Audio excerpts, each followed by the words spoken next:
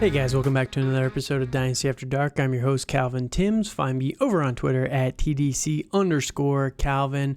Hopefully you guys are tuned in to the Dynasty After Dark YouTube channel and Rumble channel to be catching all of these videos over there. If you are, please be sure to like, comment, and subscribe on the video just to get the numbers moving there. But thank you guys for tuning in.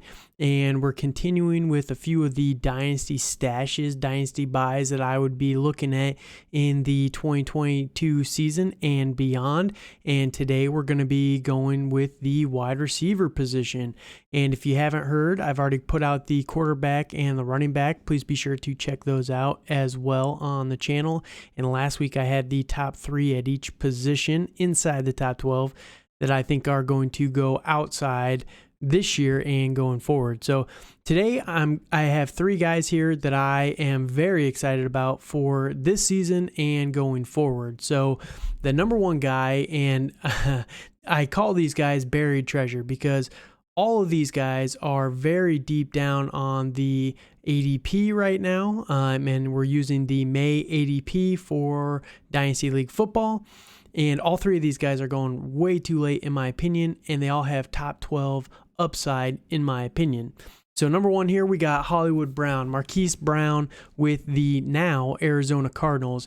Traded this offseason away from the Baltimore Ravens. He's a Cardinal now, and he is teaming back up with his college quarterback in Kyler Murray. So Hollywood Brown is someone that's very, very interesting for fantasy football. If you look at what he's done through his first 3 seasons in the NFL, it's been a little bit hit or miss. You know, he was the first overall pick in 2019, and he had a lot of hype around him, and he has not yet been able to live up to it. But Baltimore doesn't really have a traditional wide receiver that gets value the way that a lot of other teams do. And if you look at Hollywood Brown, he's been very underutilized in my opinion.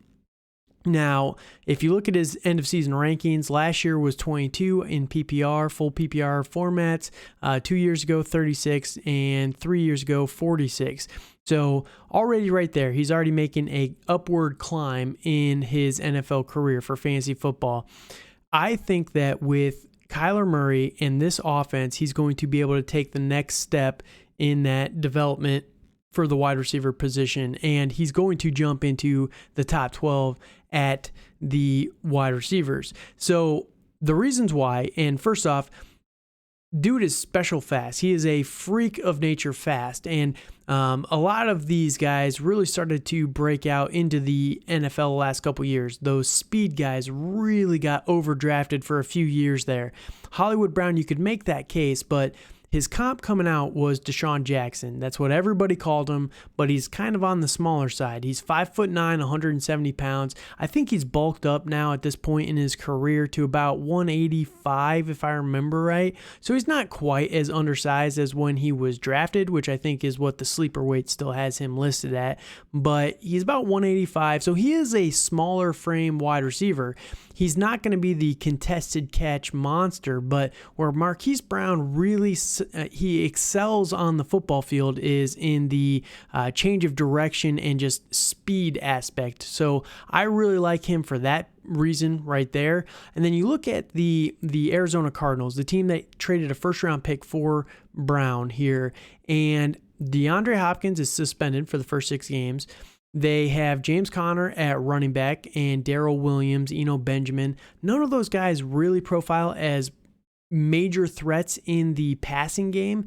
And if you look at the other wide receivers on this roster, Rondale Moore, AJ Green, DeAndre Hopkins, who I already mentioned, Zach Ertz in the tight end game, Trey McBride, who's a rookie, there's not a ton of competition for targets. And Arizona, we know, is a team that loves to throw the ball. They like to just really hammer the passing game over the last couple of years. So there's going to be a lot of volume for Hollywood Brown very, very early on in the season, and I think that he's going to soak it up. And again, he has a rapport with Kyler Murray from college, so he already knows him, he knows what to expect, and I think they're going to be able to get on the same page very quickly.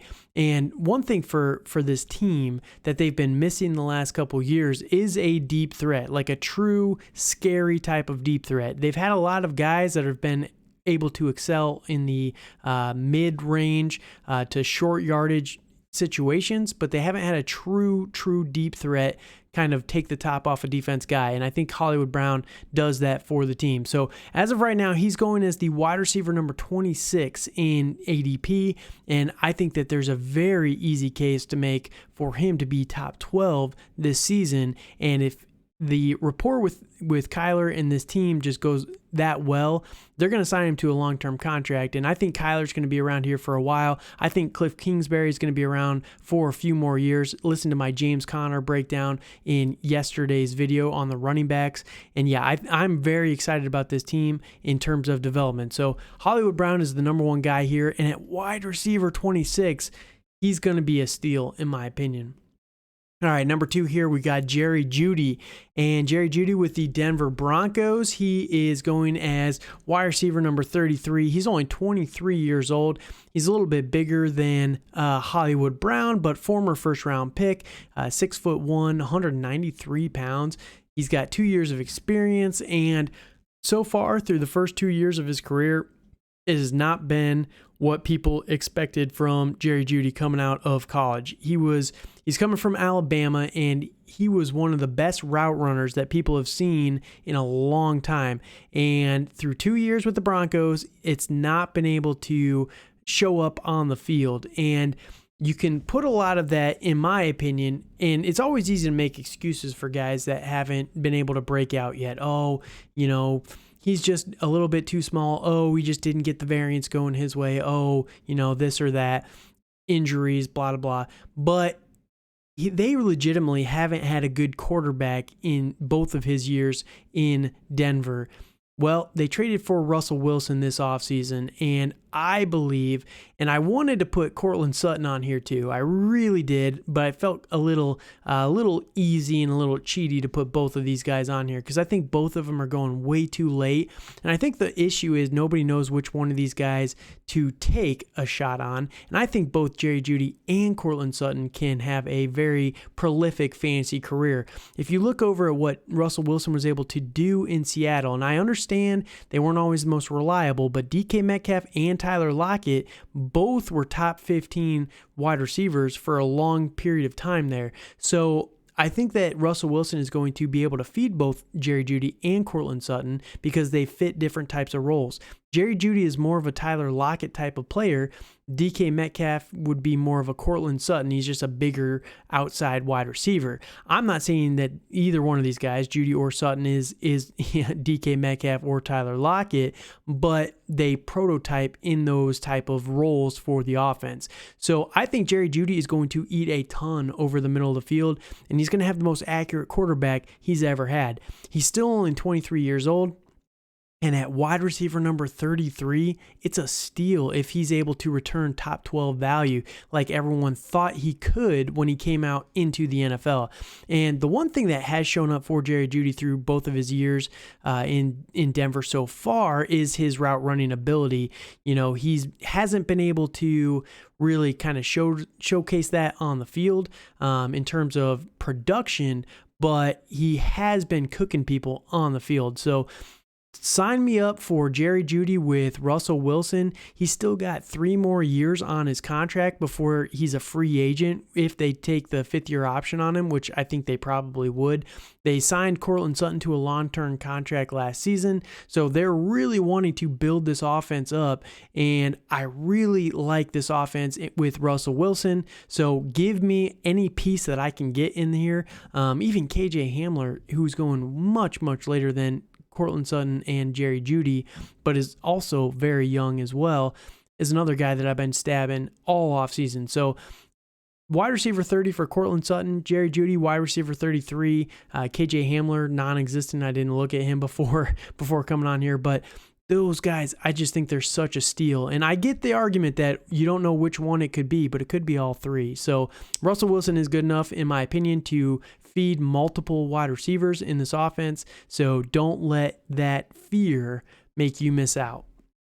All right, the last guy here is old Mr. Reliable. You can put him basically every single year as an underrated wide receiver.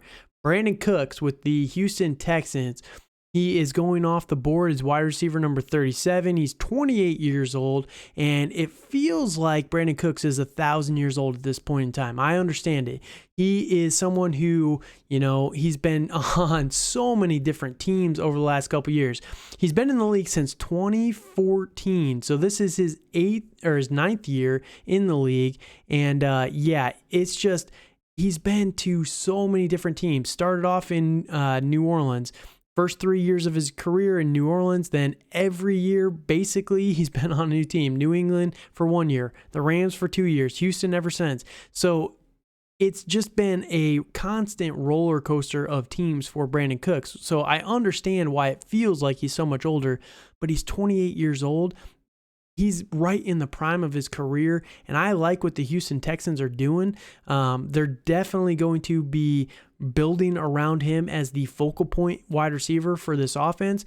And Davis Mills showed enough to be okay last year. Now, Brandon Cooks, if you look at his end-of-year career finishes, outside of his rookie season, 13, 9, 15, 13, 62, 16, 20, I just don't see any world where 37 overall is justified for Brandon Cooks, and I think that he's going to be able to return on that value, and he's going to be able to smash it with a top 12 finish. And again, he's only 28 years old. If, for example, let me lay out two scenarios for you. Let's say Davis Mills is the quarterback of the future for the Houston Texans.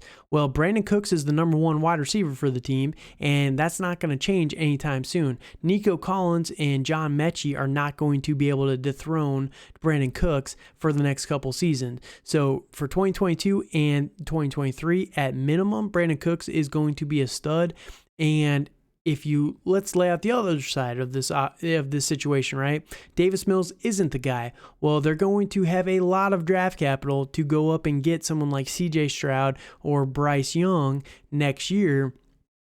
And those guys definitely are an upgrade over Davis Mills for sure, more than likely. And if Davis Mills can make Brandon Cooks look good last year in 16 games played together, I think that CJ Stroud would be able to definitely feed Brandon Cooks as a rookie. So I'm not concerned about that whatsoever. So quarterback situation aside, doesn't really change my feelings on Brandon Cooks. I think that he is a massive steal right now, especially at wide receiver 37. That's free money.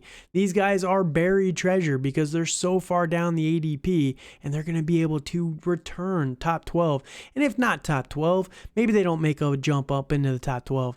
But top 15 for all three of these guys, can you honestly make a case why they're not going to be able to do that?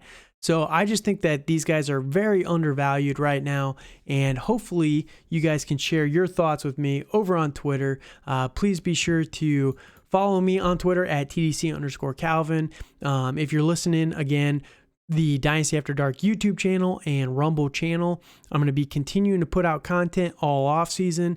And one of the things, just to drop a little quick hint here, that I'm looking to do during the season is a live watch-along party for the Thursday night football games. So if you like the content and you're interested, questions, roster questions, start sits, things like that are things that I'm going to be trying to do in season, because I'm not the best in season podcast host. I fully admit that, but I'm trying to create more content for you guys because I appreciate you guys listening, and I'm trying to help you guys win as many titles as possible. That's the whole reason why I'm here, is to help you guys win titles. And these three wide receivers here that I just listed will definitely help you win titles this season. So thank you guys so much for listening, and good night.